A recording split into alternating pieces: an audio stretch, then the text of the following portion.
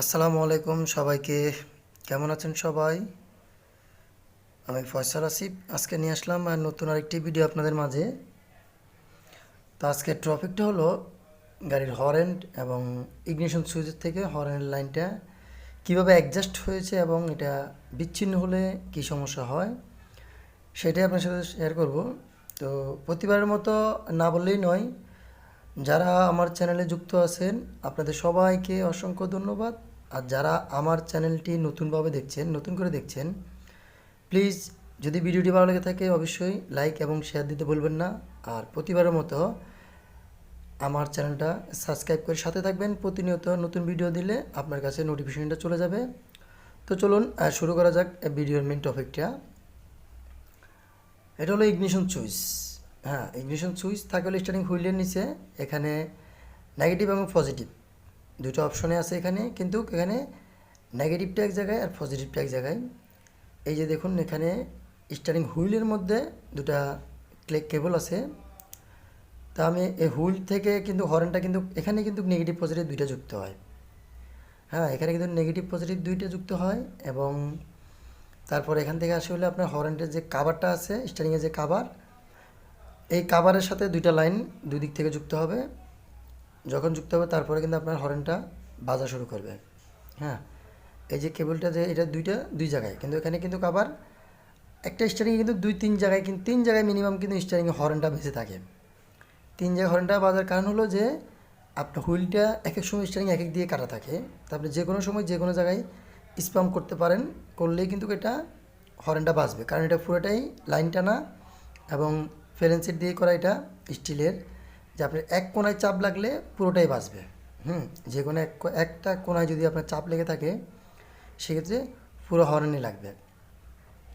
তো অতএব এই যে দেখুন কভারটা বসা হয়েছে, এখন কিন্তু এখানে কিন্তু এই স্টারিংটা হুইলটা কিন্তু তিন গেটে আপনি এইখানে চাপ দিলেও বাজবে এবং তিন জায়গায় যেখানে আপনি চাপ দেন, আপনি যেখানে চাপ দেন ওখানে কিন্তু হর্নটা সরাসরি বাজে। মাঝখানে হাত দিলেও কিন্তু হর্নটা বাজে। তো অনেক সময় এই যে চাপটা দেখা যায়, এটা চাপ দেওয়ার পরেও কিন্তু হর্নটা বাজে না। তো এই হর্নটা না বাজার কারণটা চলেন মেন কারণ দেখি। এই যে ইগনিশন সুইচটা খোলা হয়েছে, যদি ইগনিশন সুইচটা খোলাটাও দেখাই সেক্ষেত্রে ভিডিওটা অনেক লং হবে। ইগনিশন সুইচটা খুলতে একদম সহজ, সেজন্য এটাকে আর এখানে নিই নেই। তো ইগনিশন সুইচের সাথে কিন্তু গাড়ির ইলেকট্রিকের কিন্তু সব কিছু কিন্তু কম বেশি যুক্ত থাকে।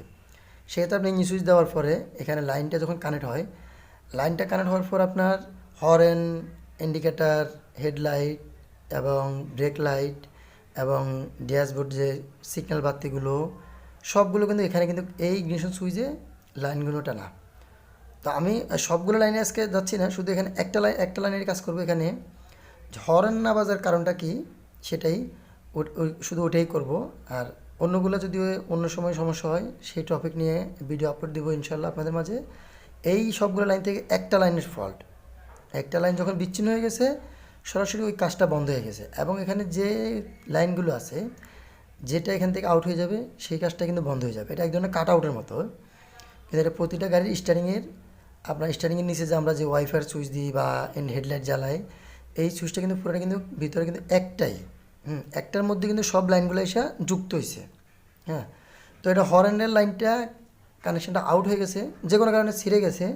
তো এটা রিপেয়ার করবো। হ্যাঁ, এটা রিপেয়ার করবো, সেজন্য আপনার সাথে শেয়ার করা যে একটা যখন এই কেবলটা যখন এখান থেকে ইলেকট্রিক লাইনটা যখন এখান থেকে আউট হয়ে গেছে সেক্ষেত্রে কিন্তু আমার হর্নটা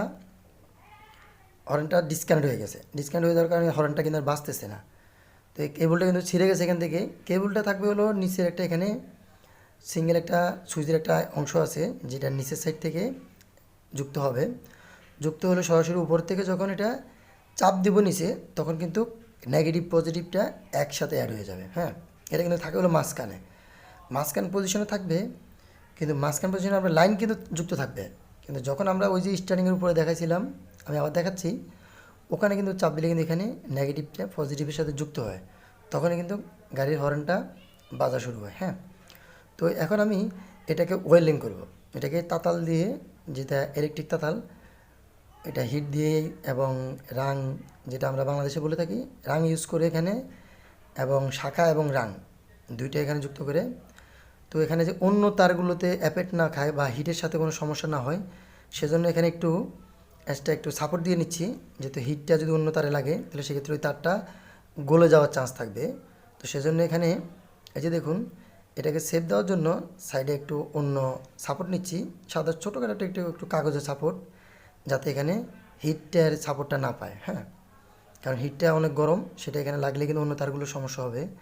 তো আমি তাতাল দিয়ে এখানে এটা সংযুক্ত করে নিচ্ছি। তো সেক্ষেত্রে এখানে যখন আমি ওয়েল্ডিংটা করি, এটা তাতালের মাধ্যমে হয় এবং রাঙের মাধ্যমে এই ধরনের ইলেকট্রিক তারের জ্বালাইটা রাঙের মাধ্যমে হয়। তো দেখুন খুব অল্প সময়ের মধ্যে এই রাঙটা এখানে বসে দেওয়ার সাথে সাথে এটা যুক্ত হয়ে গেছে। এটা কিন্তু সাথে সাথে শুকায় গেছে, যখন ঠান্ডা হয়ে যায় সাথে সাথে এটা কিন্তু শুকায় যায়। তো যাতে স্টারিংটা কাড়া পড়ে এবং কি ইগনিশন সুইচটা বসানোর সময় যে তারটা কোনো প্রকার কোনো দিন না লড়ে, সেজন্যই।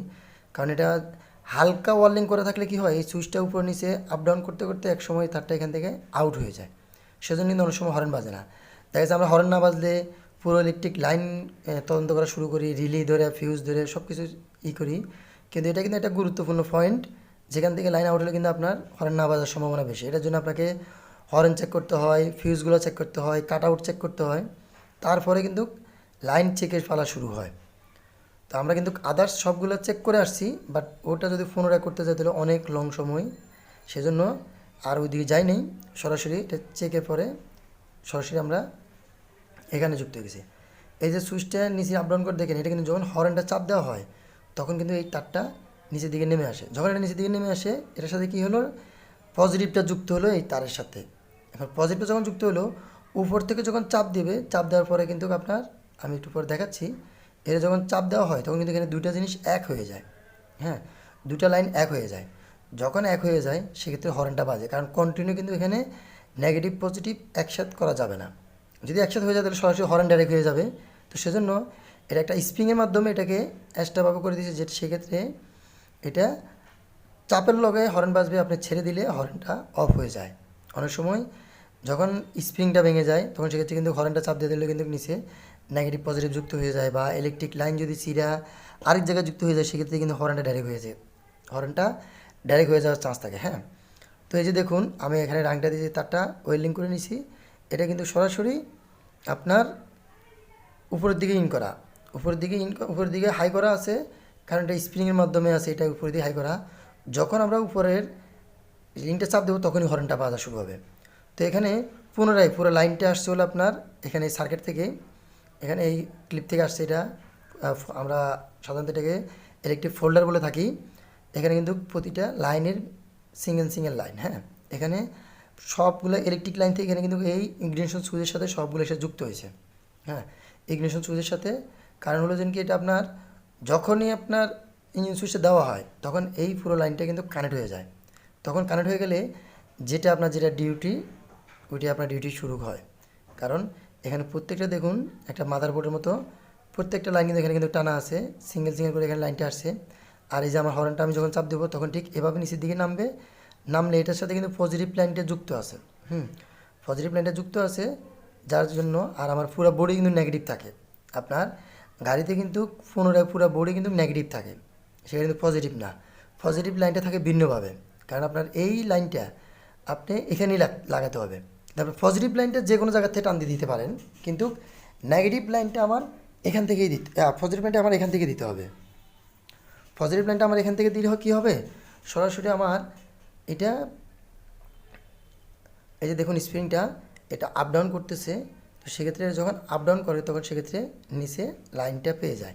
লাইনটা এখানে টানা আছে, আমার এটা চাপ দিলে কী হচ্ছে, স্টিয়ারিং হুইল, আমি আবার একটু দেখাই আপনাদেরকে, আমার যে স্টিয়ারিং হুইলের এই যে কাভার, এই যে কাভারটা, এটার এই যে অপর সাইডে এখানে কিন্তু দুইটা লাইন, এখানে দুইটা লাইন, একটা হলো নেগেটিভ, একটা হলো পজিটিভ। তো নেগেটিভটা আসবে থেকে এই যে আমার যে ক্লামের যে মাথায় যে চিকন যে হোল্ড, এই হোল্ডটা কিন্তু সরাসরি যে আমার কিন্তু স্টিয়ারিং হুইলের ভিতরে যা যুক্ত হবে। যখন স্টিয়ারিং হুইলের ভিতরে যুক্ত হবে তখন কিন্তু আমার এখানে কী হবে, সরাসরি তারটা এখানে কিন্তু যুক্ত হয়ে যায়। এখানে দুইটা লাইন কিন্তু এখানে নেগেটিভ পজিটিভ চলে আসবে। তো স্টার্টিং হুইল থেকে কিন্তু আমার নেগেটিভ লাইনটা আসতেছে। হ্যাঁ, এখানে কিন্তু দুইটাই কিন্তু নেগেটিভ পজিটিভ দুইটাই আছে এখানে লাইন। সেটা কীভাবে হবে, এই যে লাইনটা দেখতেছেন আমি এখানে একটা লাইন নেগেটিভ একটা লাইন পজিটিভ, এটা দুটো এখানে লাগাচ্ছি। তো এটা কিন্তু স্টার্টিং হুইলের থেকে কিন্তু নেগেটিভ পজিটিভ দুইটা আসতেছে। একটা হলো আপনার ওই যে লাইনটা আমি ওয়েল্ডিং করছি সেটা উপরের দিকে স্প্রিংয়ের মাধ্যমে চলে আসছে, আর হলো একটা স্টারিং হুইল থেকে, যেটা একটু আগে দেখাচ্ছিলাম স্টারিং হুইল থেকে সরাসরি বডি থেকে সেটা নেগেটিভ লাইনটা যুক্ত হবে। তাহলে সেক্ষেত্রে কী হবে, আমার এই যে আমার এটা যখন দুইটা এক হয়ে যাবে উপরে নিচে, কারণ আমার এখানে এই লাইনটা লাগাইছি আমি উপরে, ওখানে ওই লাইনটা আমি ইউজ করছি নিচে, এখানে উপরে ওখানে নিচে। তাহলে এটা কী হবে, আমি যখন এই কাভারটা যখন সেট করে ফেলবো, কাভারটা যখন লাগিয়ে রাখবো, তখন সেক্ষেত্রে আমি যখন চাপ দেবো, চাপ দিলে কিন্তু কী হবে, আমার নেগেটিভ পজিটিভ দুইটা লাইন একসাথে যুক্ত হয়ে গেল। সেক্ষেত্রে কিন্তু আমার হর্নটা কিন্তু বাজা শুরু হবে। হ্যাঁ, আমি যতবারে চাপ দিই না কেন, যখনই চাপ দেবো আমি এভাবে চাপ দেবো, আমার হর্নটা সরাসরি বাজতে শুরু করবে।